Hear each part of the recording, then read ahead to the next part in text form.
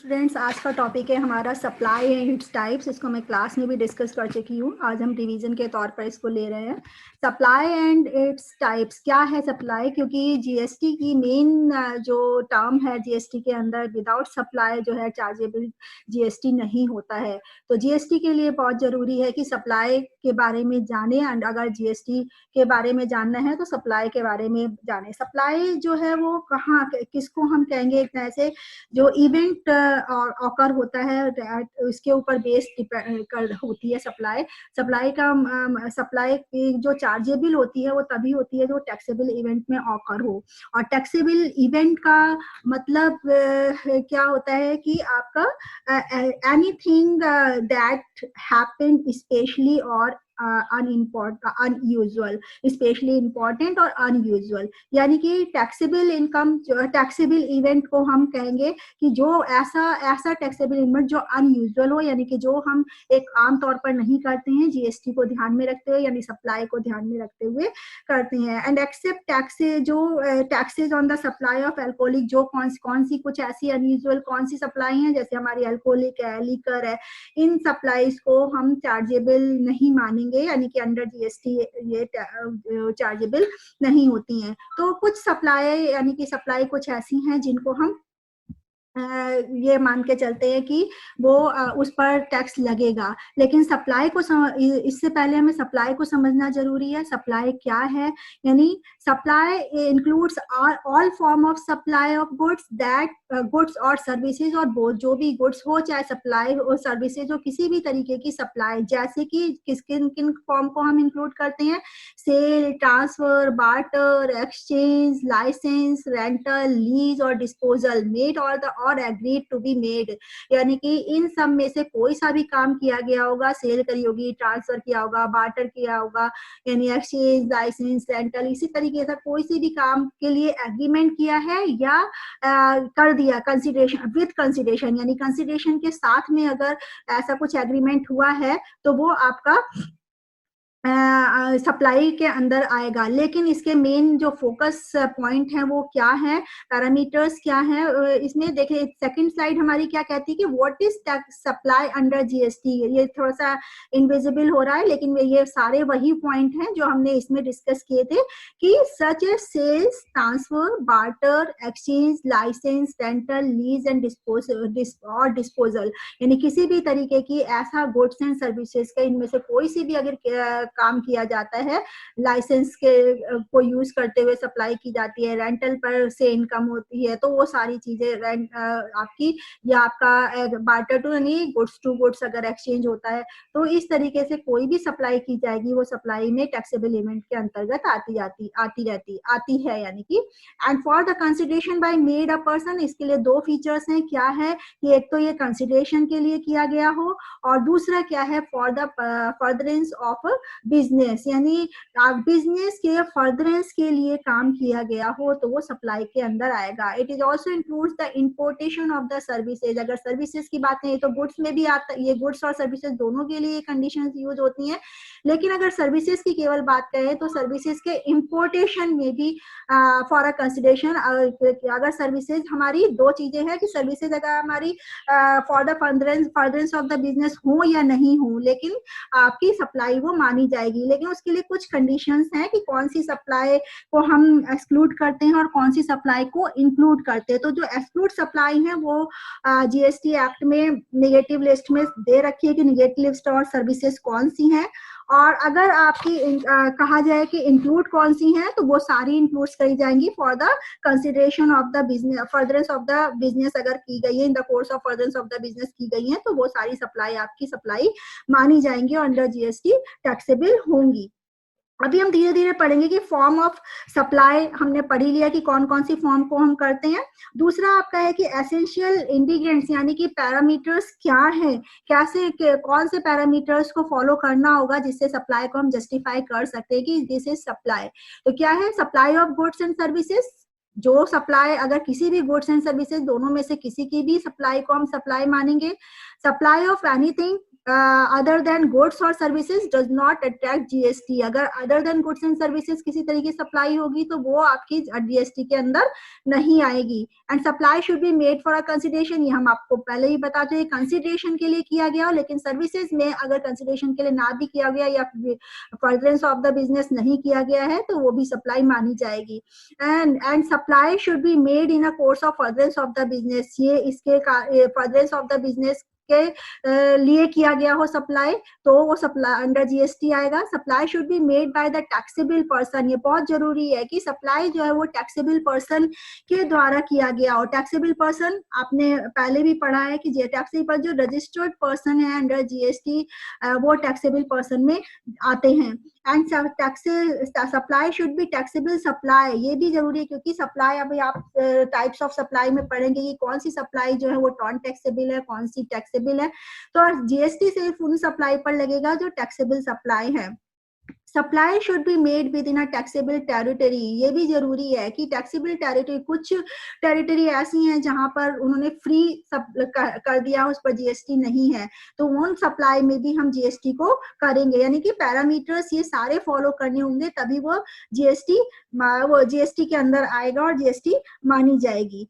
अब आते हैं कि टाइप्स ऑफ सप्लाई क्या है, यानी कितने तरीके की सप्लाई है। आपको पहले पता है कि जो जीएसटी है वो एक्ट किसके अंदर आता है, ये वैट अगर कहा जाए और जीएसटी कहा जाए तो उन दोनों में क्या अंतर है। VAT is a origin based tax है, यानी कि जो ये मैन्युफैक्चरिंग के समय ही लग जाता था, लेकिन जीएसटी जो है इज अ डेस्टिनेशन बेस्ड, यानी कि जहां पर डेस्टिनेशन सप्लाई को पढ़ना बहुत जरूरी है क्योंकि ये डेस्टिनेशन बेस्ड है कि कहाँ पर टैक्सेबल इवेंट हो रहा है, कौन सी जगह, किस जगह पर हो रहा है और किस समय पर हो रहा है। ये दोनों चीजें, मेन जो सप्लाई है वो जो प्लेस ऑफ वैल्यू है ये बहुत ज्यादा उसमें कंसिडरेबल है। तो इसीलिए इसको जीएसटी, क्योंकि सप्लाई जो है वो एक तरह से जीएसटी का एक मोस्ट इंपॉर्टेंट पार्ट है डेस्टिनेशन बेस्ड जीएसटी होने की वजह से। अब पढ़ते हैं टाइप्स ऑफ सप्लाई क्या है, कितने तरीके की हैं। तो इसको हम, हो सकता है आपका एक दूसरे से आप कई चीजें जानते भी हो, यहाँ पर हमने 4 बेस के अकॉर्डिंग हमने डिवाइड किया है। अगर हम करते हैं बेस्ड ऑन रेसिपिएंट, अगर रेसिपिएंट के अकॉर्डिंग करते हैं तो inward supply and outward supply, 2 तरीके की सप्लाई है बेस्ड। अभी हम इसको आगे 1 बाय 1 इसको एक्सप्लेन करेंगे। बेस्ड ऑन कॉम्बिनेशन, अगर कॉम्बिनेशन के अकॉर्डिंग हमने करा है उसको डिवाइड, तो composite supply, mixed supply and continuous supply। and next is है based on location, अगर लोकेशन के अकॉर्डिंग हम इसको कैरेक्टराइज करते हैं तो क्या है, inter state, territorial supply and inter state supply. तो ये चीजें आपके, एंड फोर्थ वन है कि आपका बेस्ड ऑन टैक्स ट्रीटमेंट, अगर टैक्स ट्रीटमेंट के अकॉर्डिंग कि टैक्स किस पर लगना है, किस पर नहीं लगना है, किस पर आईटीसी मिलनी है, तो वो सारी चीजें आप उसके अकॉर्डिंग अगर हम बांटते हैं तो क्या है हमारा, exempt supply, zero rated supply, non taxable supply and taxable supply. So let us come to next slide. क्या है, अगर हम अब हम इसको 1 बाय 1 डिस्कस करेंगे कि क्या है। On the basis of recipient, अगर हम रेसिपिएंट की बात करें तो यहाँ पर 2 तरीके की सप्लाई है, जैसे हमने चार्ट में पढ़ा था, inward supply and outward supply. Basically आपने का देखा होगा जब आप trade in profit and loss account बनाते थे, इनवर्ड का मतलब क्या होता था, परचेज। यानी कि यहाँ पर इसको समझने के लिए आपके लिए इजी होगा क्योंकि inward supply is related to the purchase, यानी अगर किसी व्यक्ति ने परचेज किया है, यानी कोई भी चीज, कोई भी चीज का परचेजिंग एक्विजिशन किया है तो वो आपकी इनवर्ड सप्लाई कहलाएगी। एंड आउटवर्ड सप्लाई मीन्स क्या है कि आपने सेल किया है या ट्रांसफर किया है अपनी किसी चीज को, गुड्स एंड सर्विसेज को, यानी कि गुड्स एंड सर्विसेज को सप्लाई किया है, एक्सचेंज किया है, तो ये आपका आउटवर्ड सप्लाई कहलाएगी। तो इनवर्ड सप्लाई, या जब आप परचेज करते हैं तब एक व्यक्ति जब परचेज करता है तो इनवर्ड सप्लाई, और जब उसी किसी गुड्स एंड सर्विसेज को देता है तो वो आउटवर्ड सप्लाई कहलाएगी। सपोज कि एक व्यक्ति अपने सामान को, यानी कोल्ड ड्रिंक्स है या बिस्किट्स हैं, इनको आप एरोप्लेन पर वो देता है तो वो क्या कहलाएगा, एक तरह से आउटवर्ड सप्लाई, यानी दूसरे को दे रहा है। तो इस तरीके से इनवर्ड एंड आउटवर्ड सप्लाई को आईटीसी में इसका बहुत यूज है। आईटीसी करते समय, इनपुट टैक्स क्रेडिट लेते समय आप इसको ध्यान में रखेंगे।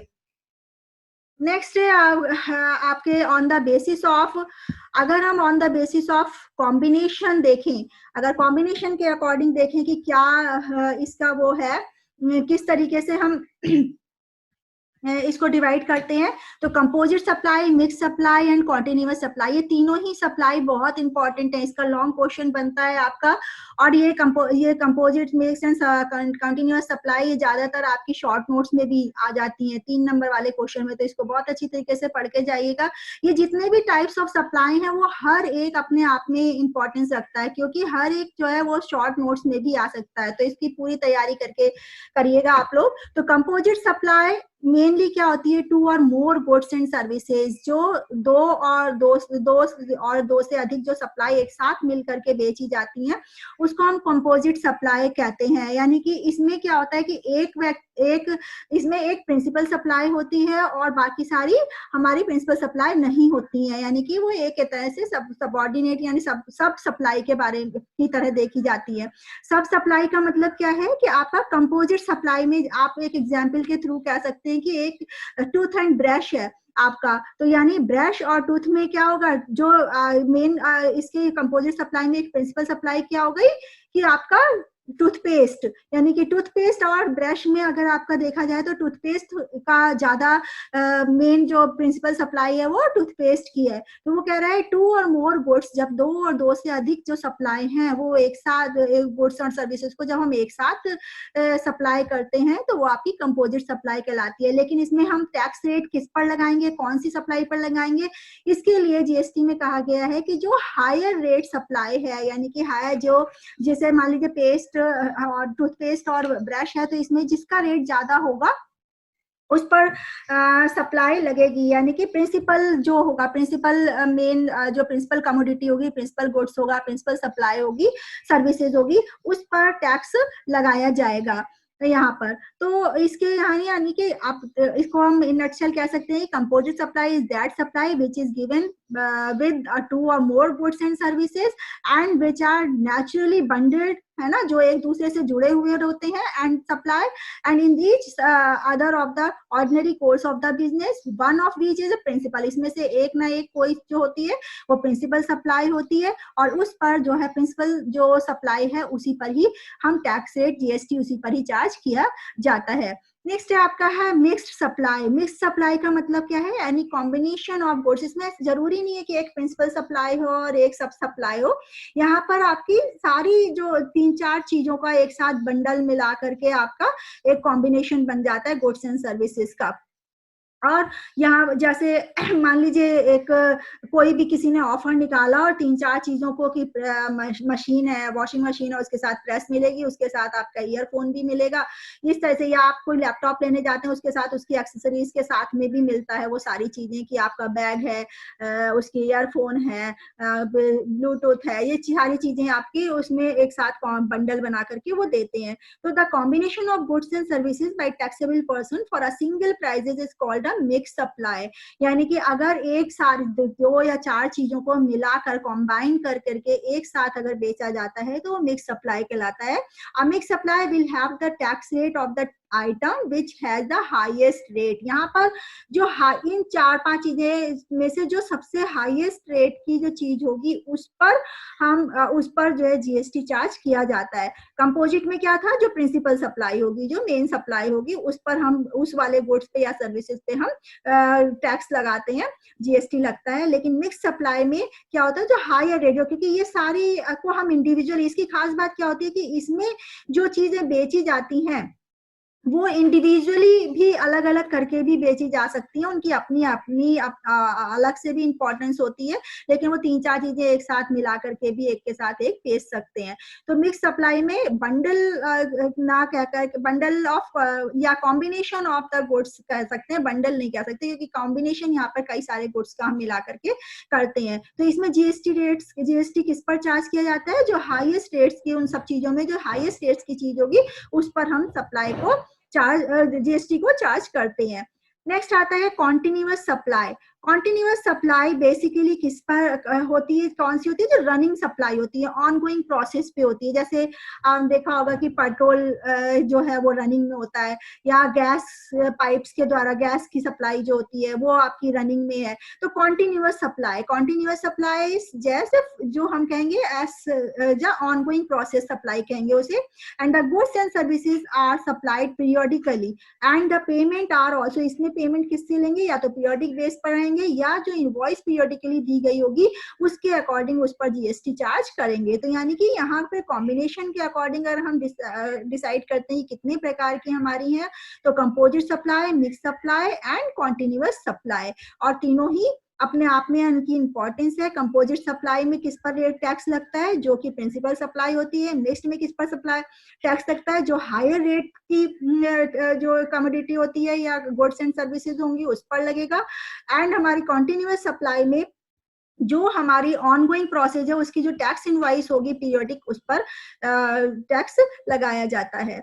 अब आता है on the basis of location. अगर लोकेशन के अकॉर्डिंग, तो ये सिंपल सा है, ये कई बार आप आईजीएसटी, सीजीएसटी, यूटीजीएसटी में भी पढ़ चुके हैं कि लोकेशन के हिसाब से हम 3 में बांट देते हैं। यहाँ पर इंट्रा स्टेट, जो विद इन स्टेट करते हैं, विद इन स्टेट अगर होता है यानी स्टेट टू स्टेट में एक सिटी टू सिटी जैसे कहेंगे, अगर इस तरीके से कोई भी सप्लाई की जाती है तो वो इंट्रा स्टेट कहलाएगी। टेरिटोरियल वाटर्स का मतलब क्या है, जो एक उसमें जीएसटी में ये डिसाइड कर दिया गया 12 नॉटिकल माइल्स के जो कोस्टल वाटर्स हैं, अगर इसके इस बेल्ट में, इस वाली बेल्ट में अगर कोई जीएसटी वो सप्लाई की जाती है तो टेरिटोरियल वाटर्स सप्लाई की जाएगी। और ज्यादातर ये यूटीजीएसटी के अंदर एक तरह से कोस्टल वाटर्स वही उसी में ही आ जाता है। टेरिटोरियल है यानी यूनिटरी यूनियन टेरिटोरी जो हमारी वो है, उसमें जो हम जीएसटी उसके अकॉर्डिंग अलग से जीएसटी के स्लैब्स कुछ छूटें दे रखी हैं या कुछ एग्जम्पशंस हैं या इस तरीके से, उसके हिसाब से जीएसटी उसी के अकॉर्डिंग हम लगता है, उन पर चार्ज किया जाता है अगर उसमें कोई सप्लाई की जाती है यूटीजीएसटी जैसे कहेंगे। तो ये टेरिटोरियल वाटर्स कहेंगे। Intra state supply state to state supply, एक स्टेट से दूसरे स्टेट, यानी कि मान लीजिए यूपी से बिहार किया जाता है, उत्तराखंड से आपका अगर कहीं यूपी में किया जाता है, हरियाणा में, पंजाब में किया जाता है सप्लाई, तो वो आपकी इंट्रा स्टेट सप्लाई कहलाती है। ये आप जानते ही हैं कि सीजीएसटी, आईजीएसटी और जीएसटी किस पर लगता है, तो वो हमने पहले भी डिस्कस किया हुआ है, अभी आगे भी हम टाइम टू टाइम डिस्कस करते रहेंगे। On the basis of tax treatment, अगर टैक्स ट्रीटमेंट के अकॉर्डिंग हम डिसाइड करें कि क्या अंतर है तो उसमें, तो एग्जेम्प्टेड यहाँ पर है exempt supply, zero rated supply, nil rated supply, taxable supply and non taxable supply.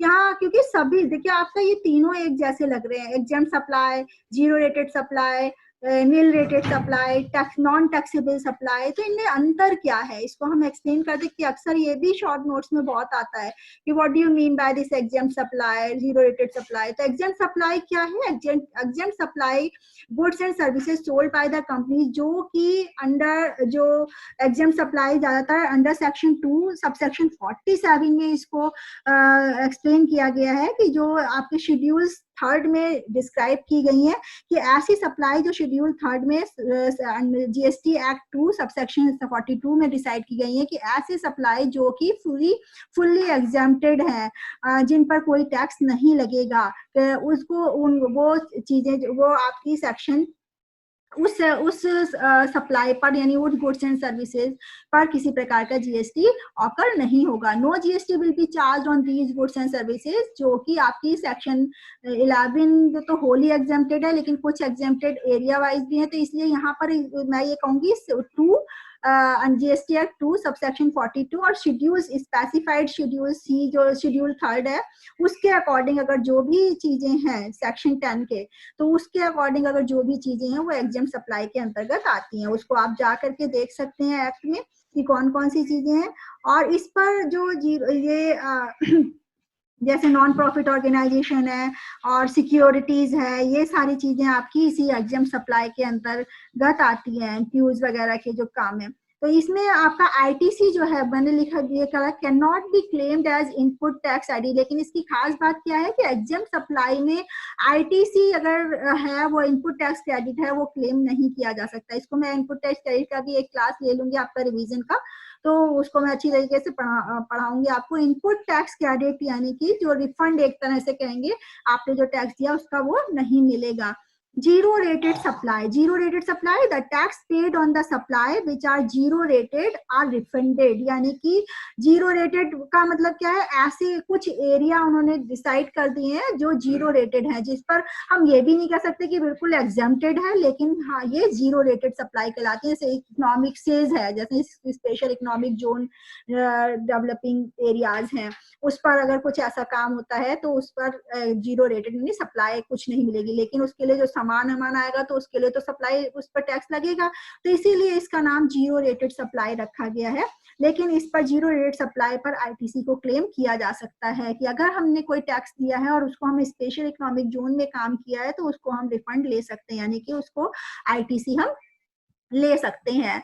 Nil rated supply, nil rated supply means rate zero, हाँ जीरो का मतलब एक स्पेशल क्राइटेरिया बांट दिया, लेकिन यहाँ पे नील का मतलब क्या है कि बिल्कुल आपको सप्लाई पर उस सप्लाई पर उस गुड्स पर आपको बिल्कुल भी टैक्स देना ही नहीं है, जीरो रेटेड है। यानी 4 स्लैब बनाए थे, 4 स्लैब में उन्होंने जो फर्स्ट स्लैब बनाया था इसलिए जीरो रेटेड वो नील रेटेड कहा गया है। यहाँ पर nil rated applicable are listed on schedule 1, जो शेड्यूल 1 में आती हैं चीजें वो आपके जीरो रेटेड में आ जाएंगी, और जीरो रेटेड का हम जैसे आपने मैंने एग्जाम्पल भी दिया कि जीरो रेटेड में nil rated supply are salt, jaggery और आपका सीरियल्स है, यानी मोस्ट इंपॉर्टेंट जो चीजें हैं उन पर उनको हम नील रेटेड सप्लाई कहेंगे अगर उनकी सप्लाई की जाती है। और नो इनपुट टैक्स, इसकी खास बात क्या है कि इस पर भी इनपुट टैक्स क्रेडिट नहीं अलाउ होता। पहली बात तो लगता ही नहीं है, तो फिर यहाँ पर इनपुट टैक्स क्रेडिट होगा भी नहीं, चाहे कहीं भी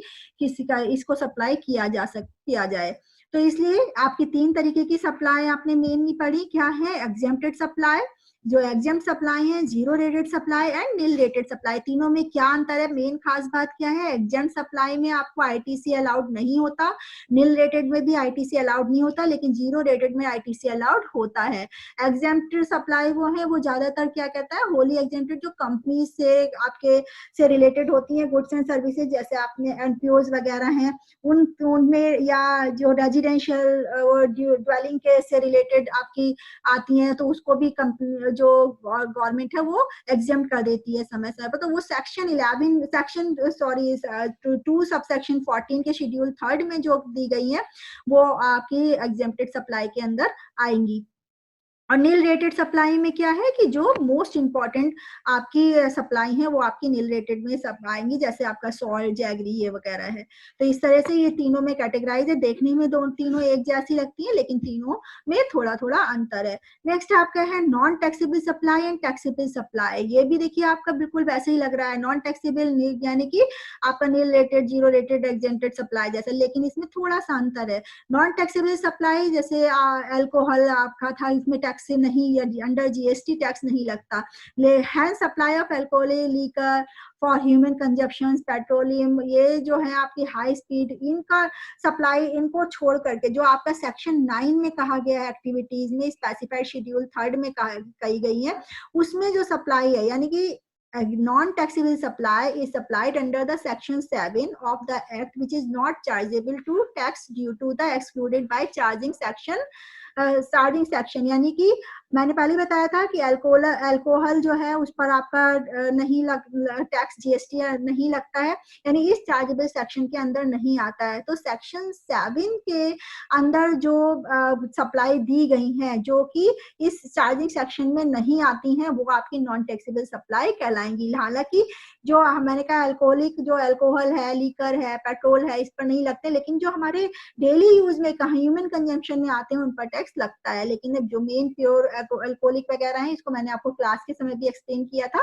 तो ये चीजें जो है आपकी नॉन टैक्सेबल सप्लाई में आएंगी जिन पर टैक्स नहीं लगाया जाता, जो चार्जिंग सेक्शन के अंतर्गत जीएसटी के चार्जिंग सेक्शन में नहीं आती है। That supply is called non taxable supply.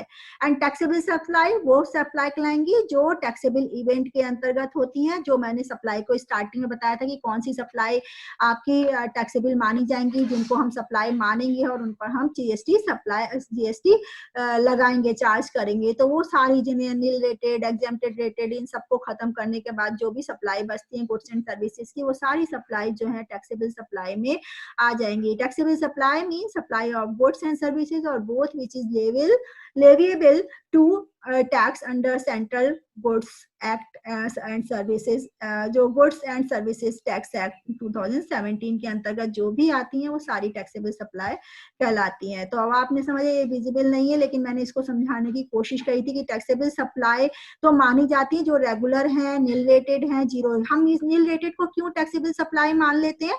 क्योंकि एक तरह से स्लैब के अंदर तो आ रही है, क्योंकि 4 स्लैब्स बनाए गए हैं तो वो स्लैब के अंदर तो आ रही है, इस वजह से हम टैक्सेबल सप्लाई को मान लेते हैं। जीरो रेटेड भी इसलिए मान लेते हैं टैक्सेबल सप्लाई के अंदर। इसको हम 2 भागों में भी बांट सकते हैं। अगर बहुत अच्छी तरीके से और एक्सप्लेन कंफ्यूजन हो रहा है तो हम किस तरीके से इसको एक्सप्लेन कर सकते हैं, तो ऐसे भी एक्सप्लेन कर सकते हैं कि regular taxable supply, nil rated supply and zero rated supply. Mostly क्या होता है, ये स्लैब जो उस स्लैब जो बनाए हैं गवर्नमेंट ने टैक्स के, उसके अंदर आ रही हैं, तो इसलिए ये टैक्सेबल सप्लाई भी कही जा सकती हैं। लेकिन नॉन टैक्सेबल सप्लाई में जो एग्जेम्प्ट सप्लाई है, जिसको हम बिल्कुल सोचते चार्जिंग सेक्शन में आती ही नहीं है, टैक्सेबल कर ही नहीं जा सकती हैं, वो एग्जेम्प्ट सप्लाई कहलाएंगे। और नॉन जीएसटी सप्लाई, जो मैंने कहा कि जो नॉन टैक्सेबल सप्लाई, जो मैंने अभी सेकंड लास्ट पढ़ा था कि जिसमें चार्जिंग सेक्शन नहीं अवेलेबल होती है, वो आपकी नॉन जीएसटी सप्लाई कहलाएगी।